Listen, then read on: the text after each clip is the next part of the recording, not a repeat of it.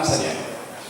Penularan yang paling banyak di Aceh Utara disebabkan oleh pemakai narkoba suntik.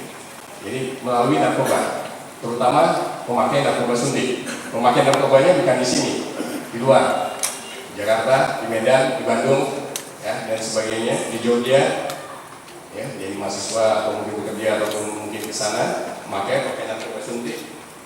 Ya, pada saat sakau itu nggak sempat ganti-ganti itu sweetnya, ya, nggak sempat beli dulu ke sentral, ke apotek yang ada, nggak sempat. Pakai pinjam, ya, setelah sedot darah, suntik sedot, dia akan tertinggal darahnya di situ, itu mudah sekali menularkan kepada yang teman yang memakai yang lain. Ya, memakai jarum suntik lebih dari satu jarum suntik lebih dari satu orang, cukup berbahaya. Ya.